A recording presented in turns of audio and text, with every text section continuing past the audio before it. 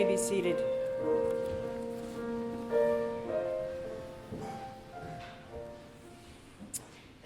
We welcome you to this service of memory and celebration for the life of Jack Fraser. Here we have a time to listen, to reflect, to share the meaning of Jack's life, to express both sorrow and hope. The family would like to invite everyone to a reception following this service at Tracy Hall, next door. We will open in prayer. Let us lift up our hearts. Holy God, eternal Spirit of love, we gather in your presence, seeking comfort and grace, finding in the companionship of friends some solace in this poignant time.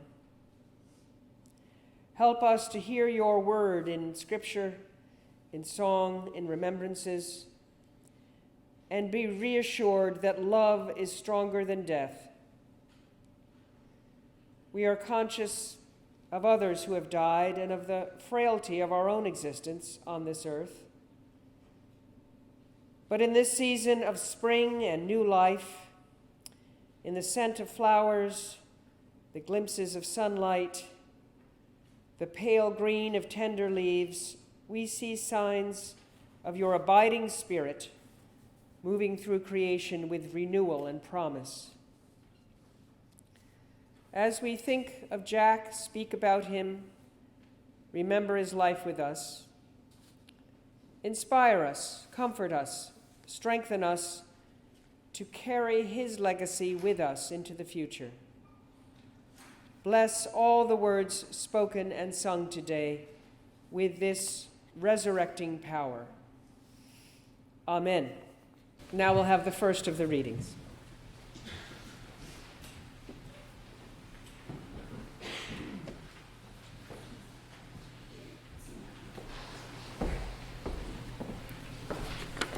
Thank you, everyone, for coming. My name is Fred Salo. I'm not a Fraser. I'm his stepson. I'm proud to be a part of the Fraser family, though. When they asked me to speak, I could only think of one prayer that embodied what I knew of Jack. And Jack was a great man. It was a prayer of St. Francis. It says, "Lord, make me an instrument of thy peace, that where there is hatred, I may bring love. That where there is wrong, I may bring the spirit of forgiveness. That where there is discord, I may bring harmony. That where there is error, I may bring truth. That where there is doubt, I may bring faith. That where there is despair, I may bring hope. That where there are shadows, I may bring light. That where there is sadness, I may bring joy. Lord, grant that I may seek rather to comfort than to be comforted, to understand than to be understood, to love than to be loved.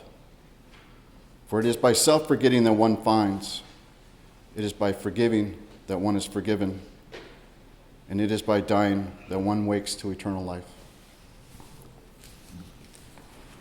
The second reading is found in the 13th chapter of the first letter to the Corinthians. Love is patient. Love is kind. Love is not envious or boastful or arrogant or rude. It does not insist on its own way.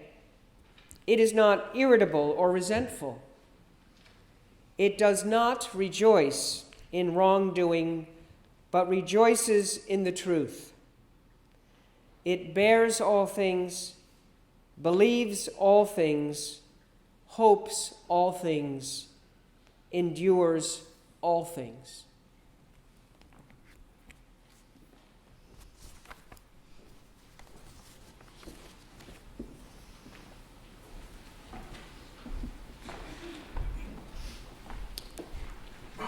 My name is Lynn, and I also had the honor of Jack being my stepfather.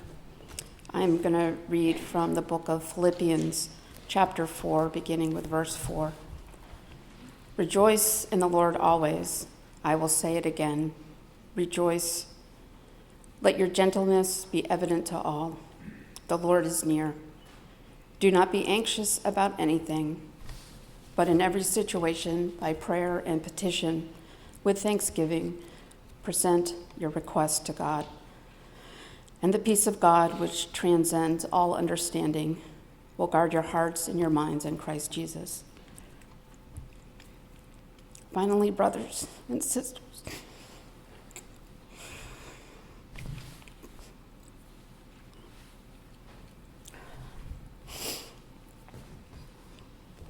whatever is true, whatever is noble, whatever is right, can't see through my tears, whatever is pure, whatever is lovely, whatever is admirable, if anything is excellent and praiseworthy, think about such things. Whatever you have learned or received or heard from me, put it into practice, and the God of peace will be with you always. Thank you.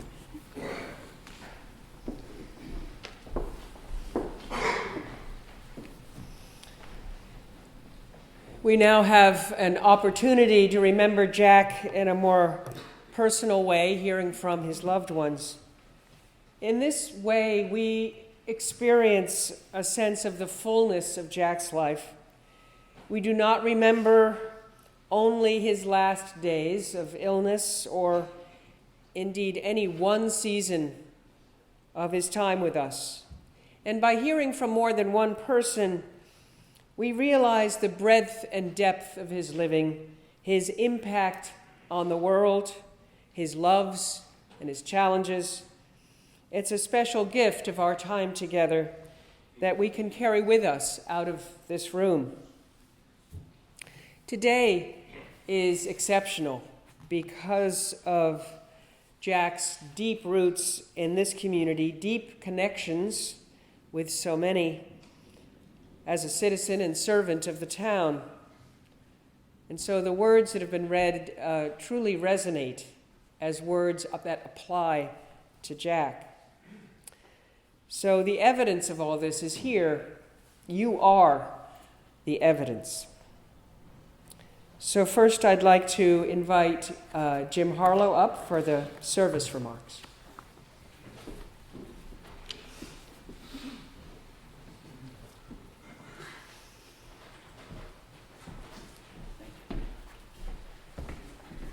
Good morning.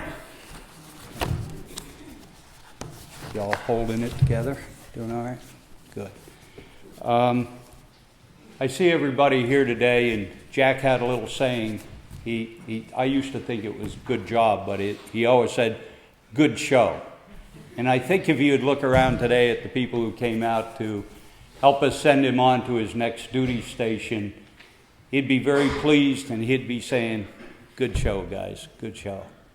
So, once again, thank you for being here. I just want to say military honors will take place at a later date when we can actually get into the cemetery.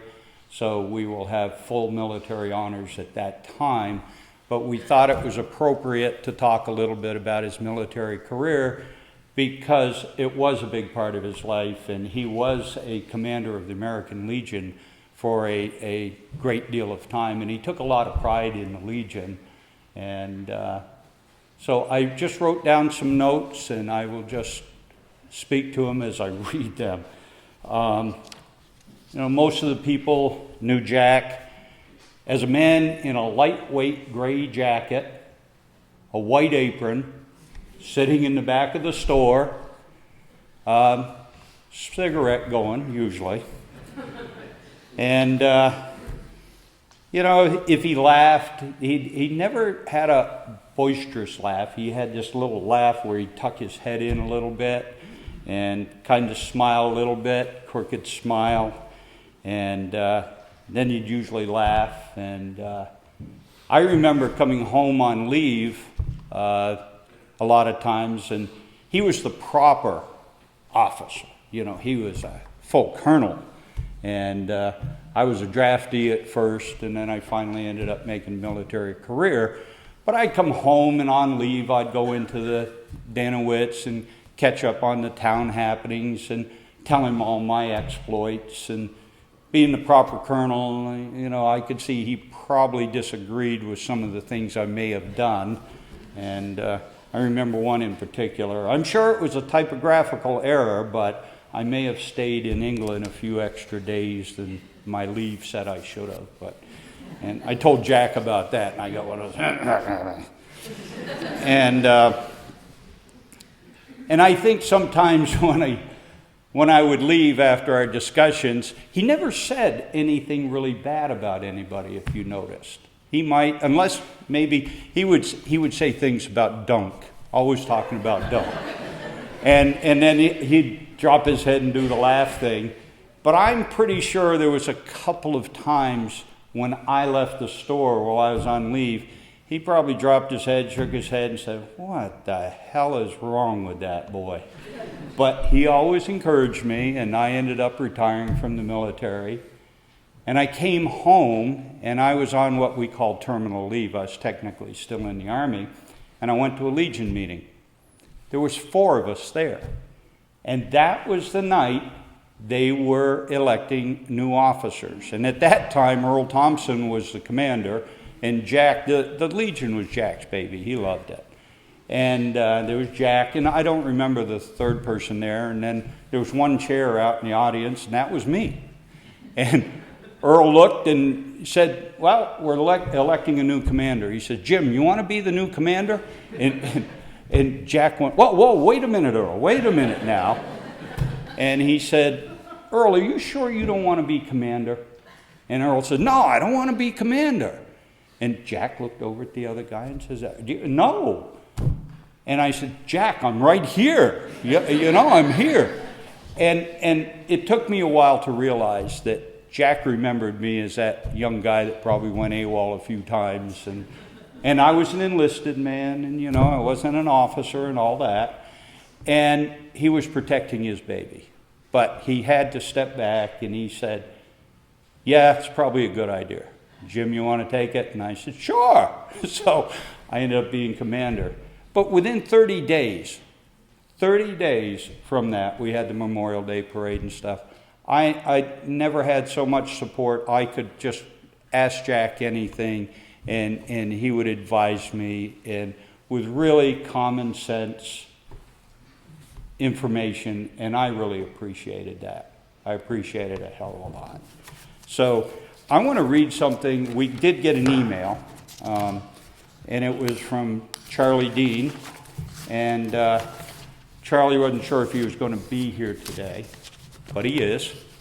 And Charlie used to live on Main Street, and he wrote us an email, and I thought it was appropriate to read it here. It said, "Jack was a good friend to all of us and our town. I remember as a boy waiting for Jack and George to come home from Vietnam. Eve Bennett also called Jack Captain Jack. As we counted the days for their tours to be over, Captain Jack will be home soon, Charlie. Seeing both men in Danowitz in all the days that have followed has always been a thrill to me. As I headed to West Point and then into a career at the U.S. Army, Jack and George were always my inspirations. Jack once told me, 1, he was most proud of bringing his Ranger team home alive, and he was. And 2, he'd rather return to Vietnam than to repeat Ranger School. I'm going to tell the rest, Charlie.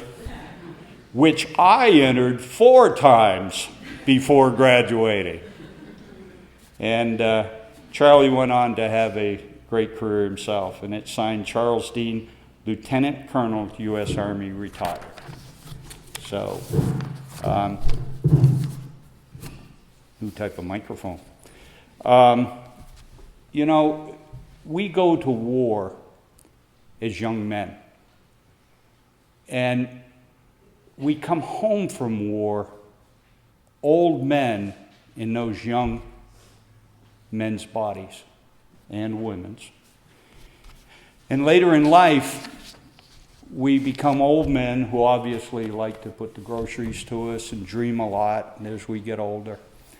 And we talk about being 20 again. We feel that we can do a lot of what we used to do.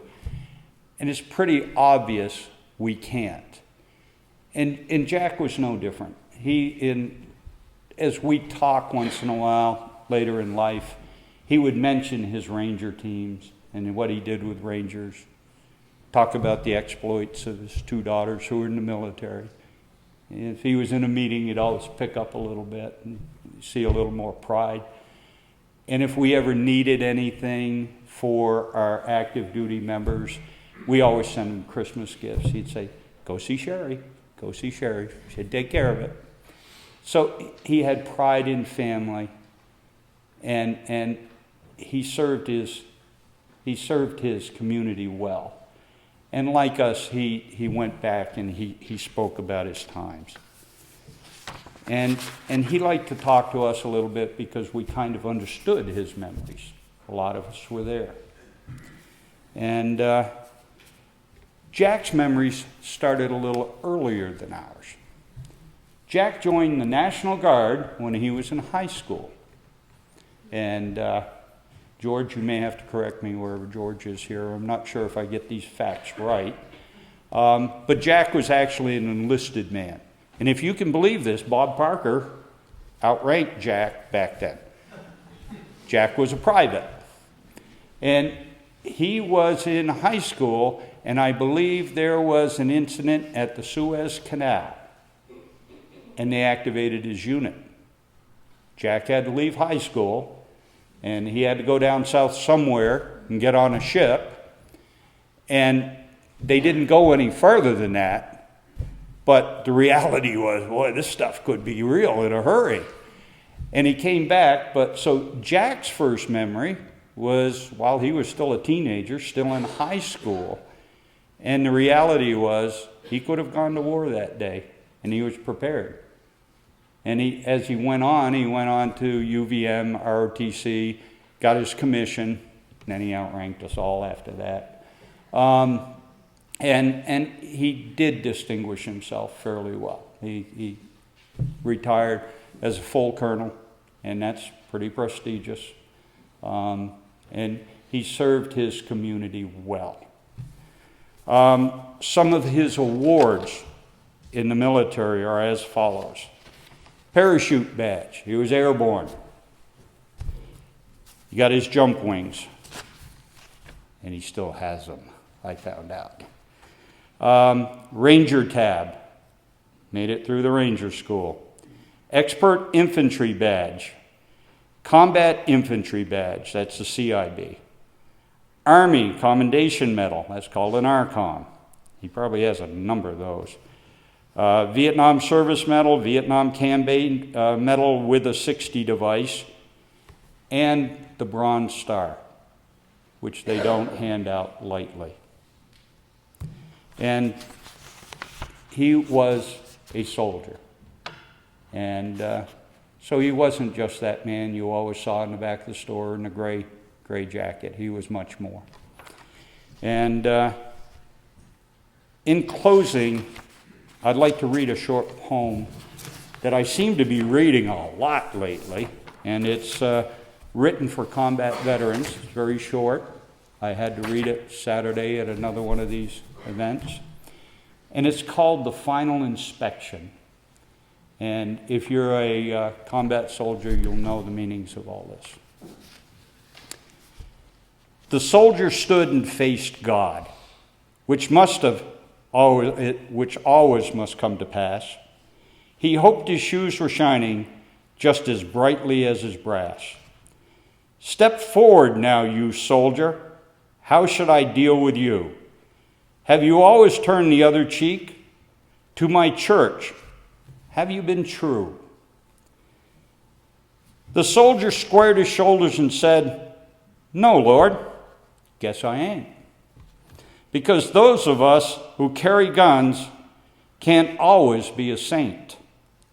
I've had to work most Sundays, and at times my talk was tough. But sometimes I've been violent because the world is awfully rough. But I never took a penny that wasn't mine to keep, though I worked a lot of overtime when the bills got just too steep.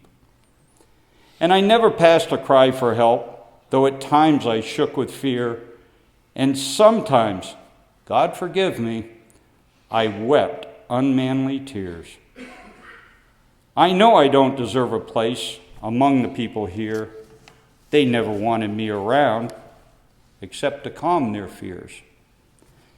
If you have a place for me here, Lord, it needn't be so grand. I never expected or had too much. But if you don't, I'll understand.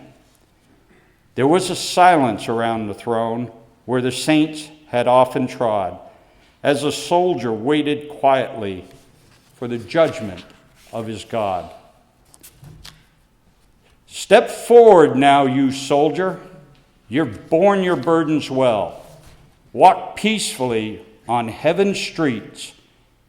You've done your time in hell. Thank you very much, and Godspeed. And remember, you have a family here for you, always. Thank you very much. Thank you.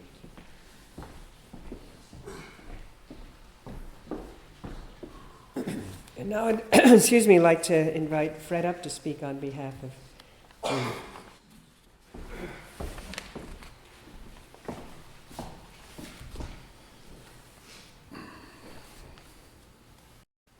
My mother wrote a few things that she wanted me to share. But first, I wanted to share some things for both me and my sister. And that was just that me and my sister were predominantly raised by a single parent, our mom, Jean. Though it would be many years later, Jack became the figure of a father we both always wanted. Each of us, even my daughters, have heard "I love you" from Jack more times than I can possibly count. Lynn and I have never seen our mom so in love and so truly happy as the time she has spent with Jack. I believe that God's plan is perfect, though I don't always understand why God allows certain things. I do know this: Jean and Jack were not meant to be together until it was time. Any other plan, Lynn and I wouldn't be here. Nor would my beautiful stepsisters, Cindy, Wendy, and Sherry. No, the plan in place was for honest for real love story. And this is my mom's love story. In her words, Jack and I met in the fall of 1959 on a blind date while we were both attending UVM. We started going out together pretty steadily until it came close to Jack's graduation, the spring of 1960. He was destined for active service in the Army and didn't think it fair to continue our relationship. He dumped my mom. That's what he did. Years passed, neither of us knowing the paths each other's lives had taken: marriage, raising children, dealing with blessings and challenges of life. In the ensuing years, I had become a single parent, remaining single after my children were grown and left home. Jack's daughters also left the nest, and his wife of many years passed away. Then, in January 2005, I received a card from the UVM alumni office stating that a Jack Fraser was trying to get in touch with me, along with a phone number.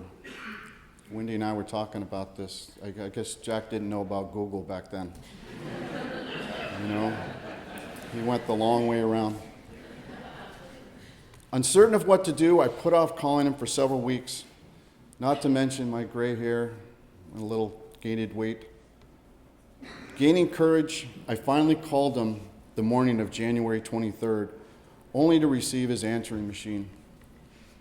So I built up my courage again and called that evening. This time, Jack answered. We must have talked for over an hour, getting caught up on each other's lives, Thus began a renewed courtship. We talked and connected as if it was only yesterday. When he proposed, it was on bended knee, and I cried. We were married in Norwich on September 24th, 2005, with our children, relatives, and friends in attendance. It was a dream come true. He was not only my husband, he was my very best friend. As many of you know, Jack loves staying close to home. Yet he took me to Maine for our honeymoon. He was willing to do some travel, like going on day trips with me to have lunch with friends. He even flew with me so we could visit his daughter Cindy and myself, Fred, out west. Also, apparently he only would wear blue shirts. But he would wear a different color simply because I bought it for him. Someone once noticed how outside the box these things were for Jack and said to me, he would do anything for you, Gene. He really would do anything for me. The only line he ever drew in the sand was after that trip west. He said, I will never get on another plane. There are so many things I could share about our time together, but I will simply say these were the happiest years of my life. He was the most unselfish person I have ever met. There wasn't anything he wouldn't do for someone. I never ever heard him raise his voice. His patience held no bounds. He was kind, compassionate, funny, such an infectious smile, and most of all, loving. Jack, my husband, will always be in my heart and the love of my life. His image, his acts of love to me, and most important, his words, I love you too, will live in my heart and mind forever. Words cannot express the void in my life and heart. I pray that God will help me eventually to accept what is. I love you, Jack, forever and ever and beyond.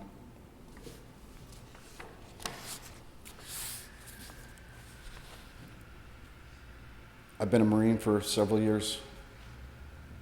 Some of those Marines were great. They were great men. Some of those Marines, reconnaissance Marines, had Ranger tabs. I didn't know for a while that Jack was a Ranger. All the great men I worked with, all the great men I knew, it wasn't till I was in Jack's presence and knew Jack that I was in the presence of true greatness. Jack, Godspeed. Rest easy, Ranger.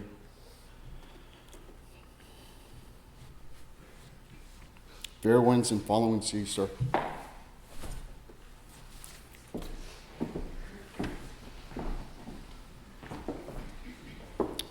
Thank you. And Cindy, would you like to offer a few words?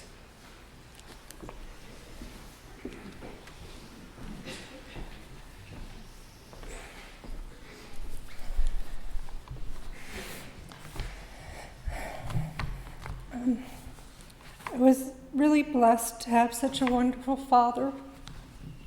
He taught me to be honest. He taught me to value and honor people who serve in uniform. I had no idea that not everyone felt the same way about service to our country until I was in school, and I learned that Vietnam veterans were not treated very well. I think our country has changed, and I now see that people share in this value that my father taught me as a child. My father also taught me about being honorable. Although I was taught to follow rules or change them, there are times when it's best to do what you think is right, regardless of what the norm or the protocol or the rule is. Even if the risk is great, physically or mentally, even if the chance of success is low. You do what you think is right anyway. And I would like to finish with what's probably going to be one of my fondest memories of my father. I was home for 9 days, about 2 to 3 weeks before he died. And we played 12 games of Uno. We played so many games in a row. I mean, we did all 12, right? In a row. because we were having such a wonderful time. At first, I thought maybe mentally he wasn't with it because he kept putting down the wrong card, like the wrong color, the wrong number, whatever. But then one time when I just barely caught him putting down the wrong card, I saw a gleam in his eye and a smile on his face. And I realized that he knew exactly what he was doing. After he won multiple games and more than Jean and I, and he did this by not saying Uno and covering up his last card, and realized he was a little mischievous. Although maybe he was trying to teach Jean and I a lesson in paying more attention to the game and to all the players in the game. So anyways, I love my father dearly. I'm going to miss him greatly. But I just am really blessed to have wonderful parents and a wonderful father. Thank you all for coming.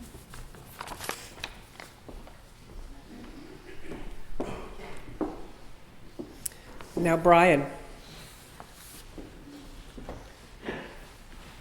Hi, everybody. I'm Brian Bagley. I am the husband of Wendy, who is Jack's second daughter. And she asked me to speak a few words about some of her favorite characteristics in her dad. Partially because I convinced her I could hold it together today, and we'll see how that goes. One of the traits we both admire in Jack is his calming influence and sound judgment in any moment of crisis.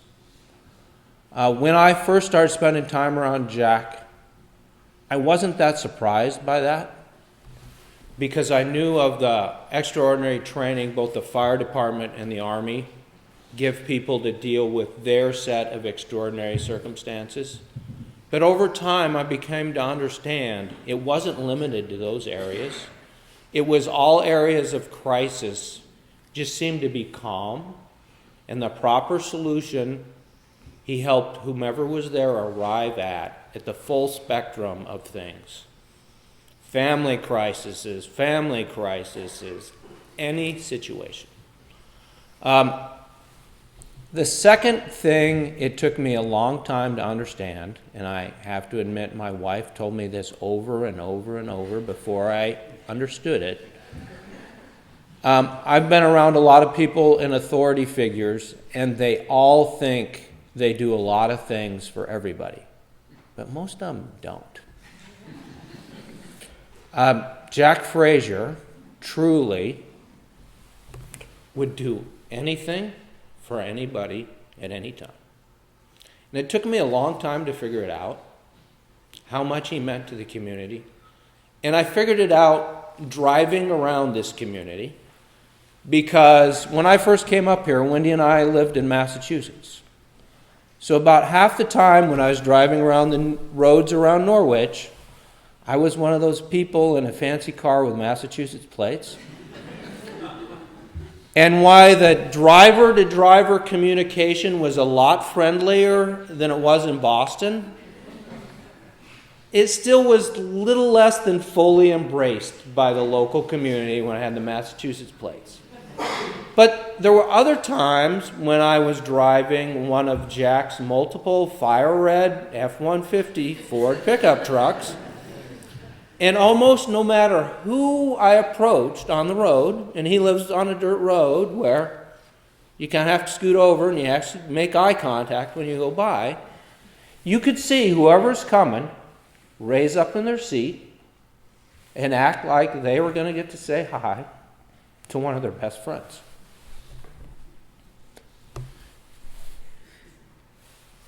It was then I understood how much he meant to the whole community. Well, actually, for a while, I thought it was the license plate. But then, right after they waved hi, they looked at the driver and went, "Who is that in Jack's car? And I wonder if he stole it." So I knew it wasn't the license plate, it was the man.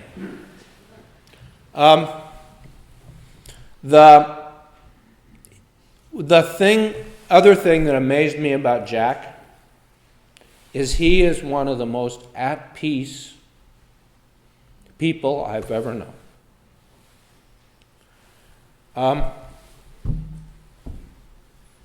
So I'm very surprised. I was convinced multiple people were going to talk about tractors and how much he loved the woods before I got up here. But I think everybody knows it, so I'm not going to go there. I don't know where he is today, but I hope he has on his I failed. His combat boots, and he's in the woods, at peace, doing what he wants to do today. Thank you.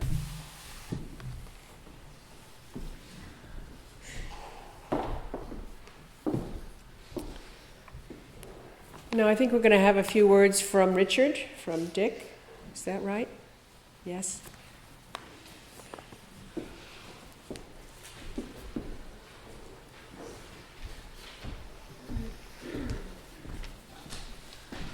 Hi, I am not Richard. I'm his son. He asked if I would say a few words that he had prepared. I had the honor of having Jack as my uncle. My parents had the foresight to choose him as my godfather when I was born, and I think they made a pretty darn good choice. I'm sure my father, if he was able, would have spoken. His voice isn't what it used to be. I'd like to think it was from the few dozen years he taught elementary school. He probably would say it's from my sister and I, but regardless, here's what he wanted to say. And I think Brian's already opened the floodgates on me, so I'll do my best to get through. Growing up in Norwich in the 40s was very special. Jack, George, and I did most everything together, whether it was stacking wood, haying with Dad, shoveling snow, mowing the lawn, or building dams in the brook so we could go swimming.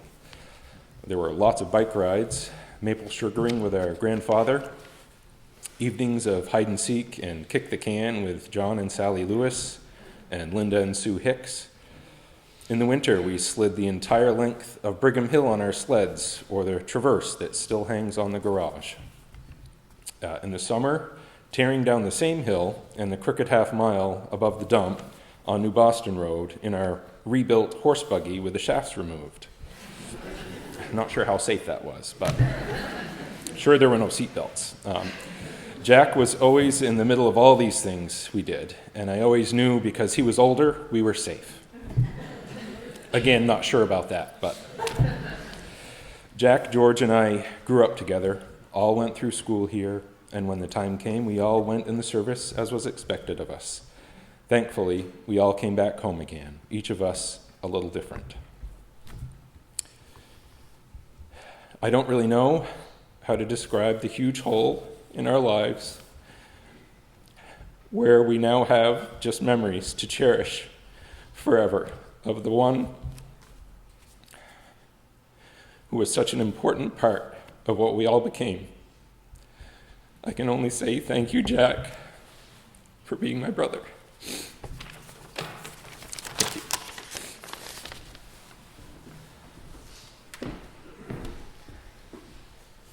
And I believe we have one more family member, George. Is that right?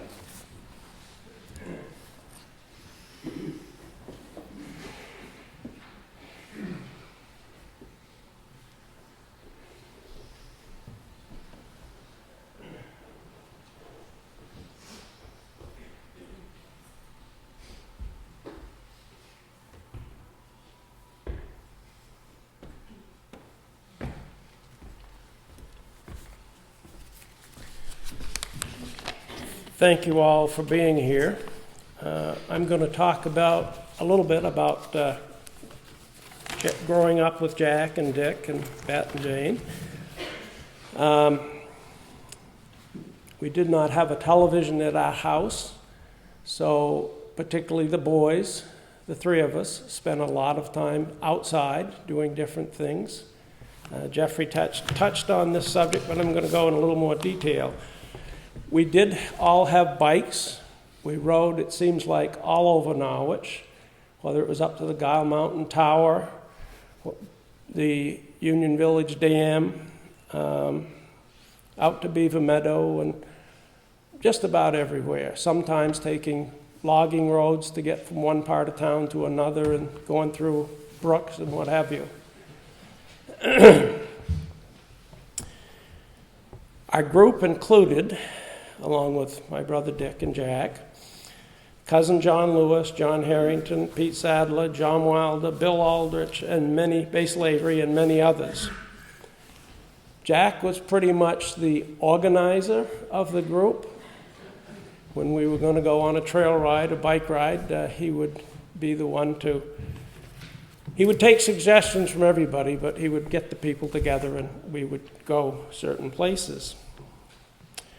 Bike rides were fun, but we were really looking for something else a little more exciting.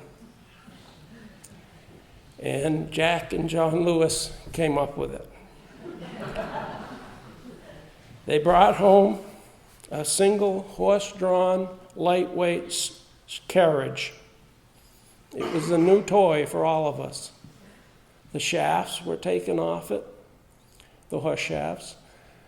Somewhere we came up with an automobile steering wheel. So it was put on a shaft and drove through the front of the wagon, front of the carriage, went down to the bottom, we put a big cylinder on it, attached clothesline ropes to the two front wheels. So when you turn this automobile wheel, after they made a few adjustments and a few trial runs, it would turn the front wheels. Worked reasonably well. We first, a seat was added in the front for the driver plus one other person.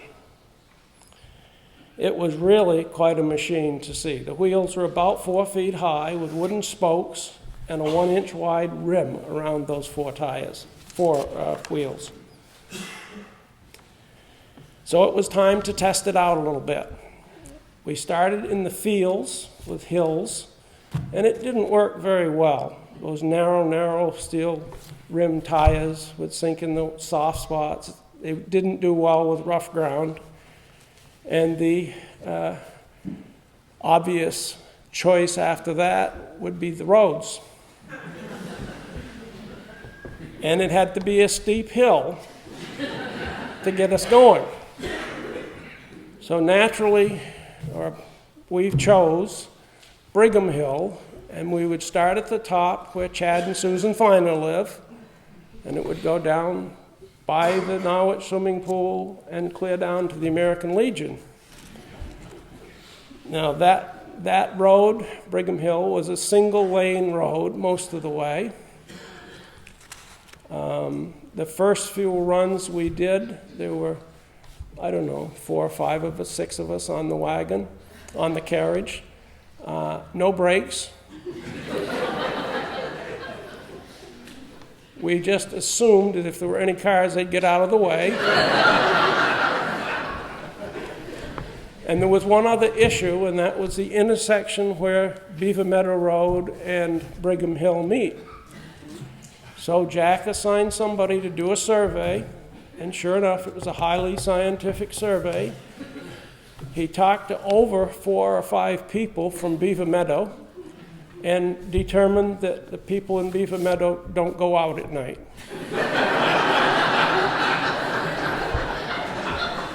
So we knew we were safe at that intersection.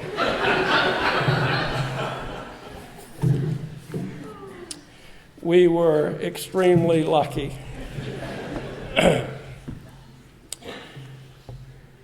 So, the first test run was much faster than we thought it would be, much rougher than we thought it would be, and a braking system was designed where the person in front on the seat next to the driver would pull this lever. It would pull a 2x4 against the back wheels, and on level ground it slowed us down quite a bit.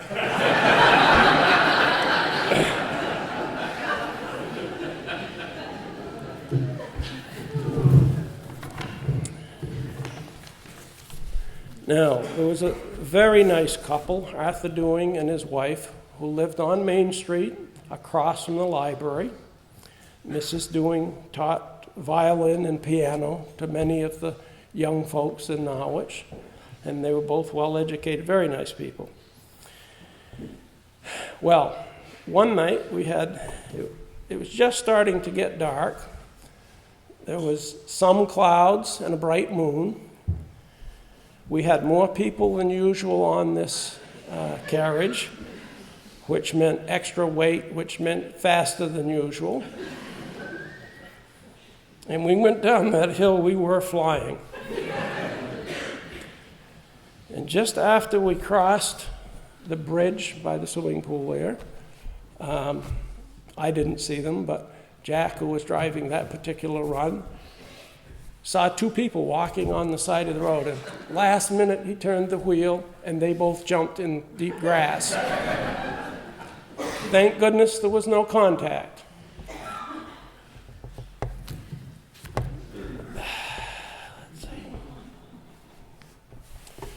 A couple days later, Mr. Dewing was in the store.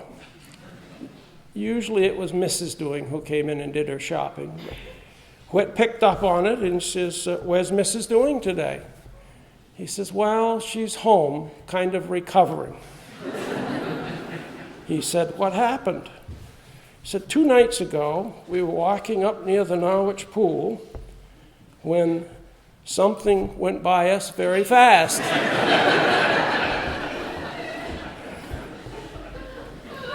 And Mr. Dewing pulled out some notes. His wife couldn't speak for a couple of days, but she had written him some notes. He apparently had asked her what she thought it was. She says, it looked like, her note said, it looked like a very high-speed, runaway, horseless carriage.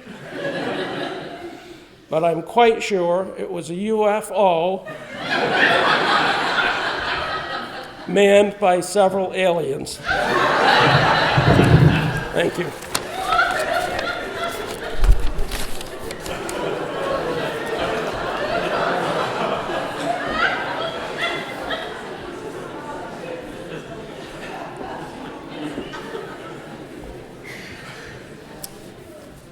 Thank you, George. Well, there you have it.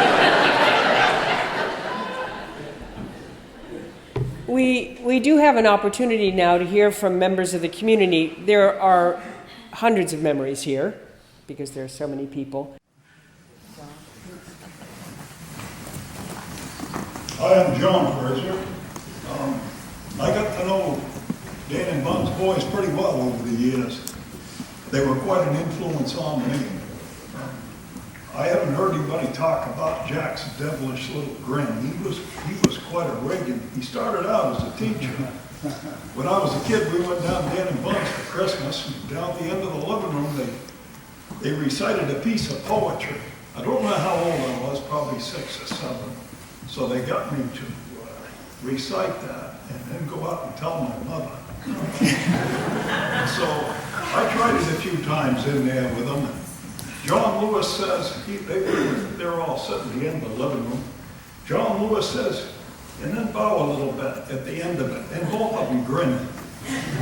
So I got the piece all made up. It was about a dog named Jackie, and I'll change a word in a little bit. When I got it all down pat, I went in there and stood in front of the adults in the kitchen, and I stood up there, and I said there was a dog named Jackie who pooped all over the railroad track. The train came by and the poop flew high and hit the conductor right in the eye. Mom knew who the teacher was, and she went in, so I went in to watch. And Jack and Johnny straightened their faces right out, just as serious. And as soon as Mom left, oh, they cracked up.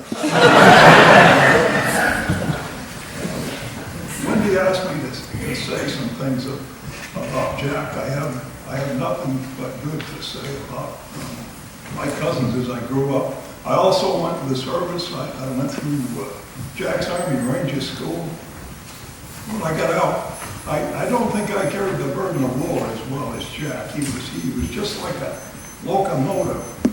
And it's heartbreaking to see the girls with tears in their eyes. But I think if Jack Fraser, he never faltered, he never derailed. It was It's like he was on a mission. And I think if Jack came back, he would walk in these same foot tracks again. He's got no reason not to. I got in a mess and did some time. And it was Jack Fraser that backed right up to his own woodshed, threw on a load of wood and took it up to my girlfriend and delivered it there. I really think that Jack and Betty Fraser, when they wake up in the morning and open their eyes, they got a plan to go help somebody. They're just nice people. And so was Danny Fraser. What a guy. He's holding my chain.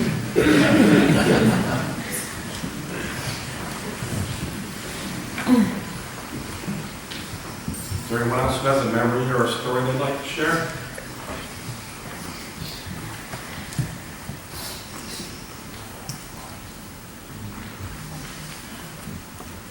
I don't want to cut anybody off, but of course you will all go to the reception and share as many stories there as you possibly can with the family.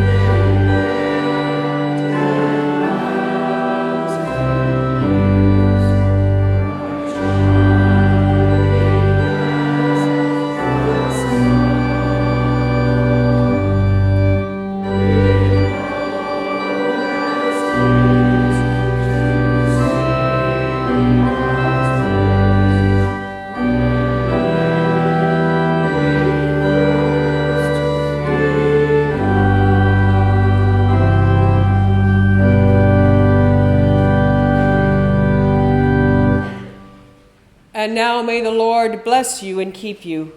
The Lord make his face to shine upon you and be gracious to you. The Lord lift up his countenance upon you and give you peace.